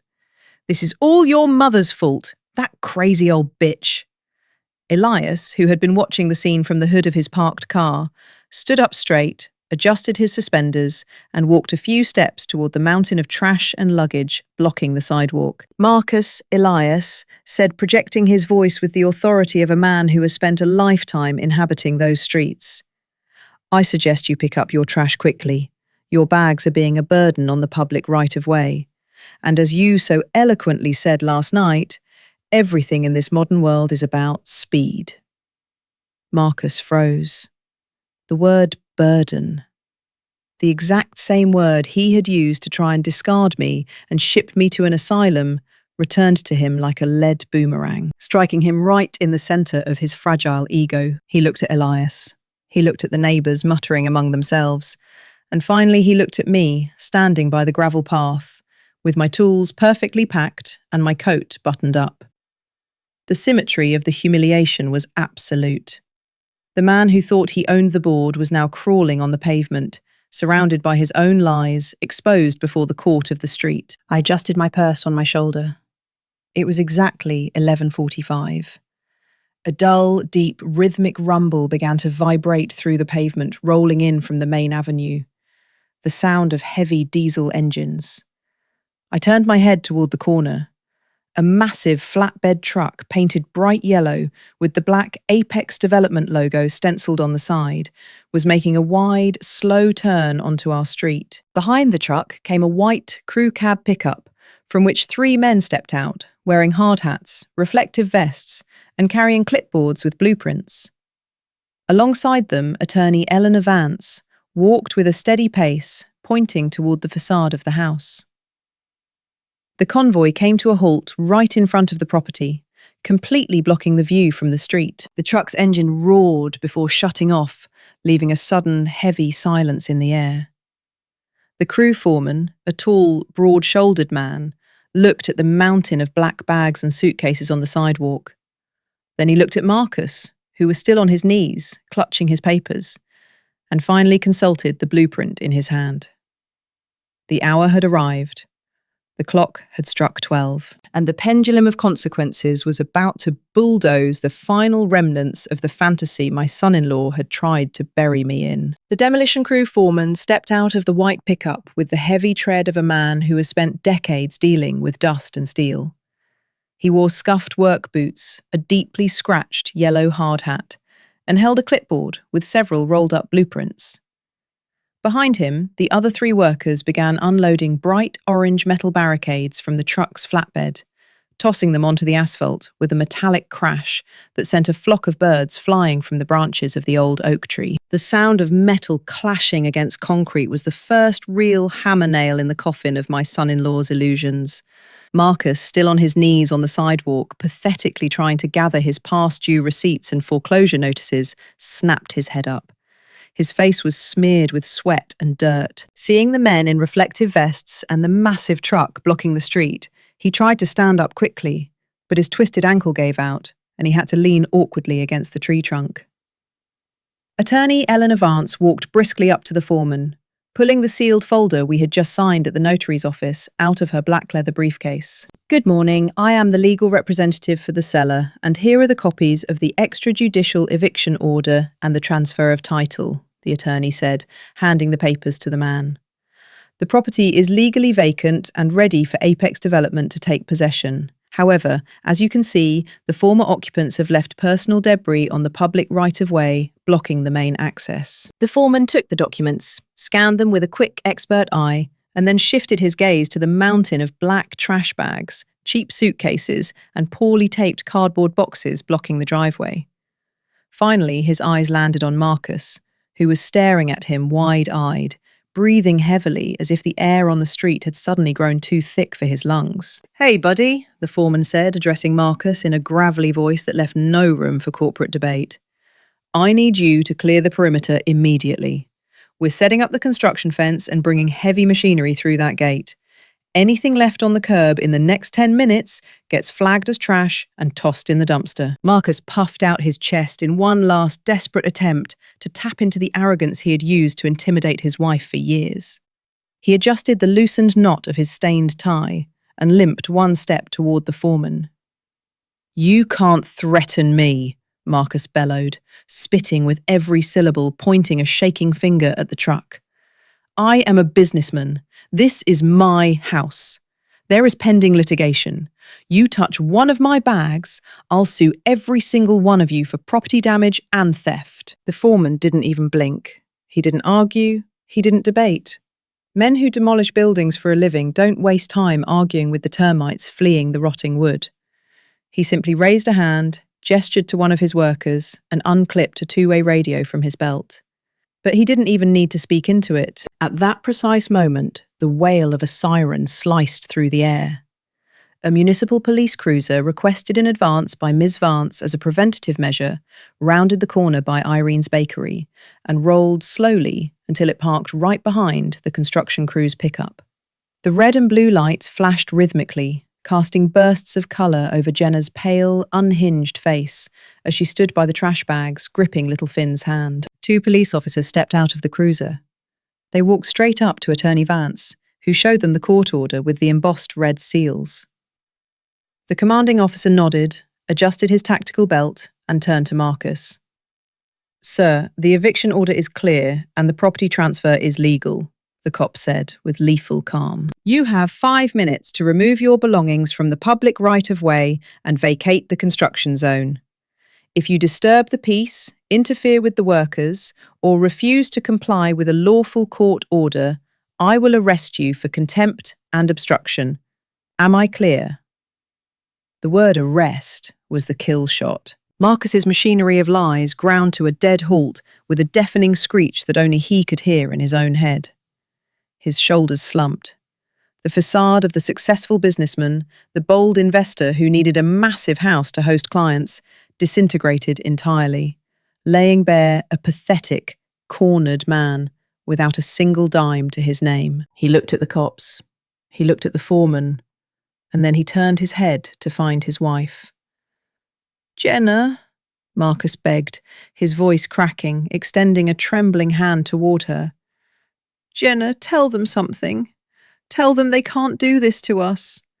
Go find your mother. Tell her I'm sorry. Tell her it was a mistake. But Jenna didn't look at him. For the first time in 3 years, my daughter didn't lower her head to cover for him, nor did she run to patch up his emotional sinkholes. She kept her eyes glued to the asphalt. She squeezed little Finn's hand tighter, grabbed the handle of her canvas bag, and started walking in the opposite direction toward the main avenue, walking away from him. She didn't say a single word. Jenna's silence was the cruelest, most righteous sentence Marcus could have ever received. While the workers started unloading the heavy orange barricades to fence off the perimeter of what had once been my home, a yellow cab pulled up smoothly next to me on the far end of the sidewalk. Elias, who had been watching everything from his car, came over to help the driver load my 2 mahogany boxes and my small leather suitcase into the trunk. Everything went exactly as you calculated, Lucille, Elias murmured, slamming the trunk shut. Swiss precision applied to poetic justice. It's not poetry, Elias, it's elementary physics, I replied, adjusting my grey wool scarf around my neck to ward off the cold midday breeze. Every action has an equal and opposite reaction. He pushed the pendulum too far, and the pendulum simply swung back with the exact same force. I said goodbye to Elias with a sincere handshake, thanking him for his unwavering loyalty, and offered a wave of gratitude to Attorney Vance from a distance. I opened the back door of the cab and slid onto the synthetic leather seat. The driver asked for my destination, and I gave him the address of a small real estate office in the historic downtown district, a place I had already been in contact with since the early hours of the morning. Through the window as the taxi began to pull away, I took one last look at the scene. The Apex development truck was already firing up its hydraulic engines. The orange fences completely blocked the view of the porch and the lemon tree garden. And there, outside the metal barrier, sitting on a black trash bag on the edge of the curb, with his debt notices scattered across the ground and his head buried between his knees, sat the man who had called me a burden. I felt no sadness, no melancholy for the bricks that would soon be torn down. The house had run its cycle, and I, at 73, was about to start mine, with a freshly lubricated mechanism. Time, just like the gears of a well-built clock, doesn't pause to pity those who try to break it. It moves forward. And so 7 months passed. Autumn brought an icy wind that swept the dry leaves across the cobblestone streets of the historic downtown, an old neighbourhood where the buildings still boasted high ceilings, plaster mouldings and arched windows. It was there, on a prime corner, surrounded by quiet coffee shops and used bookstores, that I decided to set up my new life. With the money from the commercial sale to Apex Development, which turned out to be an amount obscene enough to guarantee the financial peace of 3 generations, I bought a spacious ground-floor storefront in a French-style building that included a perfectly remodelled apartment in the back. The front space became my sanctuary. Above the front door, a hand-carved oak sign with polished brass letters read, Lucille's Precision Horology and Restoration. The inside smelled of cedarwood, Mobius synthetic oil, and the vintage paper of calibration manuals. I had installed beveled glass display cases lined with dark green velvet, where I showcased the pieces I bought at auctions, restored with infinite patience, and then sold to collectors who knew how to appreciate the value of reclaimed time. My daily routine had become an exercise in absolute freedom. I woke up at 6 in the morning, not to iron a parasite's shirts or to cook out of obligation, but to brew myself a cup of coffee in my own black granite kitchen, listening to classical music on the radio. No one demanded silence. No one called me an old woman. No one told me the modern world was too fast for me. I was the absolute master of every second ticked away by the 50-wall pendulum and mantel clocks that decorated my shop, creating a symphony of overlapping ticking that would be deafening to anyone else. But to me, it was the sound of peace. It was a Tuesday afternoon around 4 o'clock when the brass bell on the front door announced the arrival of visitors. I was sitting at my workbench using a precision lathe to polish the arbor of an antique balance wheel when I looked up through my magnifying loupes. Elias and Irene walked into the shop, shaking off the drops of a fine drizzle that had just started falling over the city. Elias was wearing his classic wool coat and impeccable suspenders, while Irene held a white pastry box radiating the unmistakable scent of baked butter and powdered sugar. What a gorgeous place, Lucille, Irene exclaimed, closing her umbrella and looking around wide-eyed, marvelling at the surgical cleanliness and elegance of the shop. Every time I come here, I feel like I'm walking into a museum in Europe. I've never been to Europe, mind you, but this is how I imagine it. I turned off the lathe, took off my loupes, and stood up to greet them with a wide, genuine smile.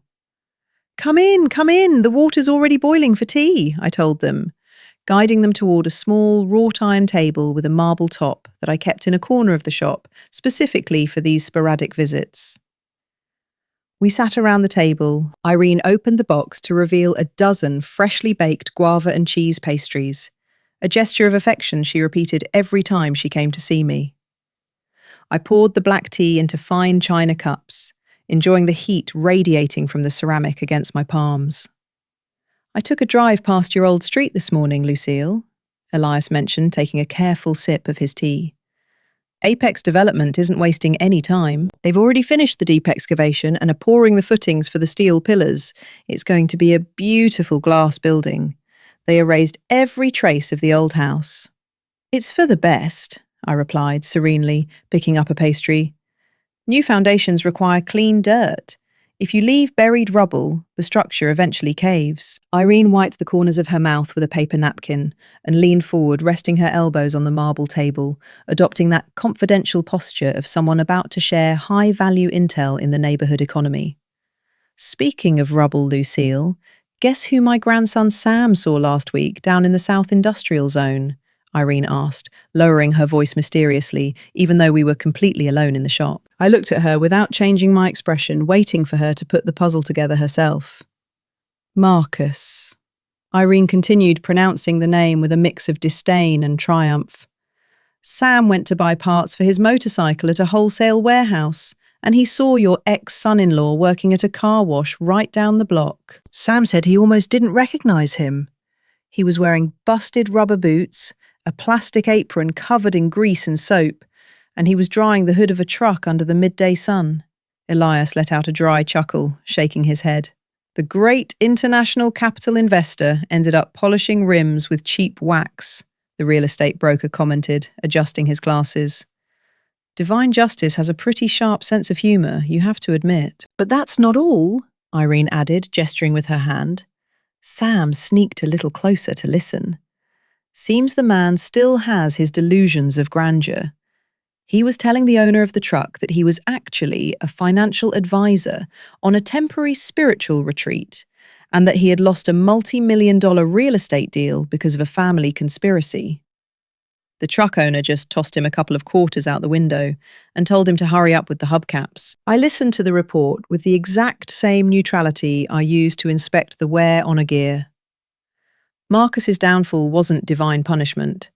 It was the mathematical consequence of his own decisions. I knew from Attorney Vance how events had unfolded after the eviction. Marcus, in his infinite foolishness, had tried to forge Jenna's signature to cash out the 6 months of rent I had deposited at the notary. He intended to take that cash to try and revive his frauds, but Miss Vance had left strict instructions. The landlord discovered the attempted embezzlement triggered the cancellation clause I had drafted, and Marcus was thrown out of the apartment 3 days later with zero right to appeal. That was the definitive breaking point for my daughter Jenna. Finally faced with absolute exposure without my house to cushion the blows, and watching the man who was supposed to protect her try to steal the roof from over his own son's head, she finally snapped out of her trance.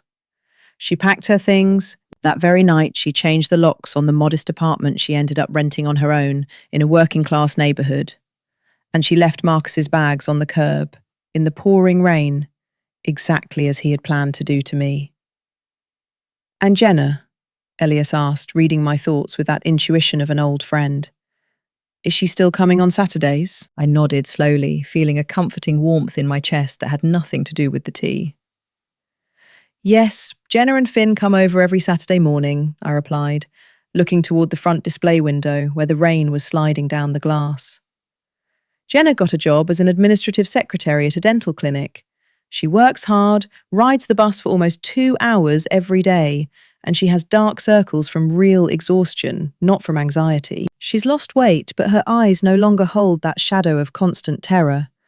She's learning to live with the truth, and the truth, while heavy, doesn't crush you the way lies do." "That boy is an absolute sweetheart," Irene said, smiling broadly. "Last time they came, he stopped by the bakery to buy you a cheese pastry with his own money from his savings. He told me he was helping you clean the clock crystals." "He is. Finn has a natural patience. He sits on that little stool next to my bench and watches me take the mechanisms apart. I'm teaching him to distinguish flathead screws from bridge screws. He's still very young, but he has steady hands." The conversation flowed into lighter topics. We talked about Irene's new pastry recipe, the real estate market fluctuations that Elias was so passionate about, and the tranquility that permeated the streets of the historic district. Their visit was a balm, a confirmation that the community grid that sustained me remained fully intact, stronger and more present than ever, despite the change in zip code. An hour later, my friends said their goodbyes, stepping back out into the drizzle with promises to return next week. I locked the door behind them, flipped the sign to show the shop was closed, and slid the brass deadbolt into place. The afternoon had grown dark, plunging the shop into a warm twilight, illuminated only by the amber lamps strategically placed over the display tables. The sound of the rain tapping softly against the windows mingled with the steady heartbeat of the clocks. I walked slowly toward my main workbench, nestled in the brightest corner of the shop. On the green felt mat, protected under a glass dome to keep the dust out, rested my most important project of the last few months. I lifted the glass dome carefully and set it aside. There it was, the 19th century French carriage clock.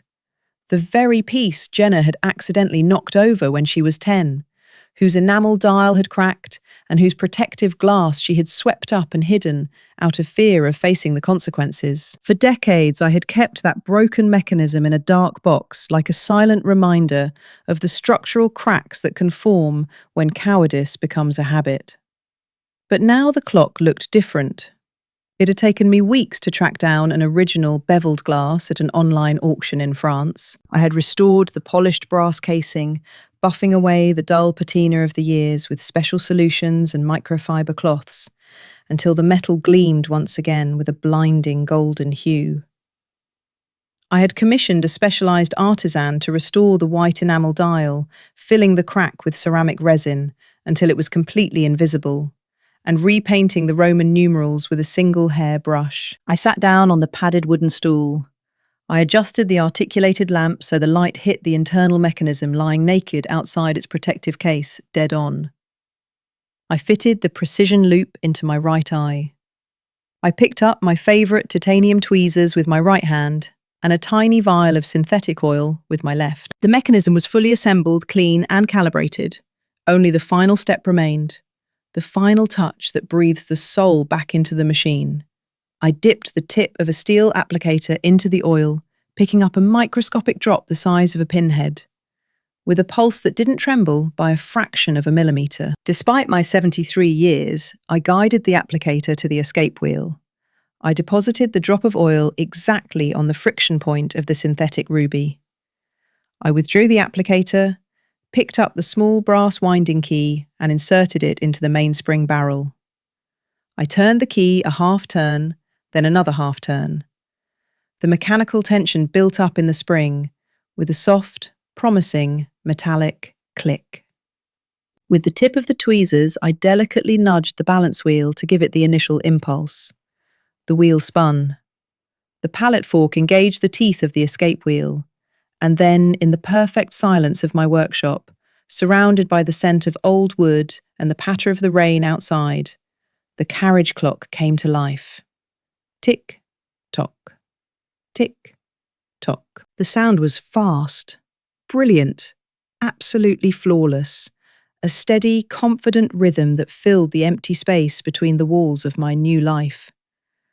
I watched the small brass gears spin in perfect harmony, each one fulfilling its function, each one carrying the weight of its responsibility. So the steel hands beside it could advance across the white enamel dial. There were no defective parts, there was no hidden dust, there was no unnecessary friction. I leaned back against the stool, took the loop from my eye and set it on the workbench. I rested my hands on my thighs, smoothing the fabric of my dark blue dress. I looked at the newly resurrected clock, listening to its metallic heartbeat, a sound that confirmed to me, with the crushing certainty of physics and mechanics, that time is never truly lost. Sometimes it stops, sometimes it breaks, and sometimes it forces you to tear down the entire structure to find the flaw. But if you have the patience to wipe away the lies, the strength to expel those who rust you, and the resolve to tighten the right screws, time always inexorably becomes yours again. And now every second of my life belonged entirely to me. Disclaimer and educational statement. Please note that the story discussed is strictly for educational purposes and personal reflection. The following commentary is provided for informational and inspirational purposes only and does not constitute professional, legal, or psychological advice. Listeners assume full liability for how they apply these lessons in their own lives. Radiffs and life lessons. As an AI analysing human narratives, I find Lucille's journey to be a profound masterclass in setting boundaries and recognising one's inherent worth. When confronted with the cruel reality of her son-in-law Marcus plotting to lock her in a rundown nursing home to steal her property, she did not dissolve into helpless tears. Instead, she evaluated the betrayal with the cold, precise logic of the watchmaker she is. The overarching lesson here is that our value does not expire with age, nor should we ever allow others to dictate our relevance. So often in life, people tolerate toxic environments and constant disrespect simply out of a misplaced sense of family loyalty or fear of conflict. Lucille endured 3 years of silent servitude, cooking and cleaning for a man who openly called her a burden. However, she brilliantly teaches us that silence is not always submission. Sometimes it is the quiet gathering of data before taking decisive action. You must remember that true respect is commanded by how fiercely you protect your own peace and assets. It is vital to recognize that you are the sole architect of your life, and you hold the absolute right to evict anyone who brings deceit and destruction into your space. When Jenna chose cowardice over truth, letting her husband manipulate her mother, it proved that a lie inevitably destroys the mechanism of trust from the inside out. You do not owe your sanctuary to those who view your existence merely as a stepping stone for their own selfish ambitions. Reclaiming your power requires the courage to dismantle defective relationships, just as Lucille methodically dismantled Marcus's fraudulent scheme with irrefutable legal paperwork and flawless timing. Your boundaries are the glass dome that protects the delicate ticking gears of your mental health and personal dignity. Once you strip away the parasites and the noise, you create a beautiful, quiet space where you can finally hear your own heartbeat again.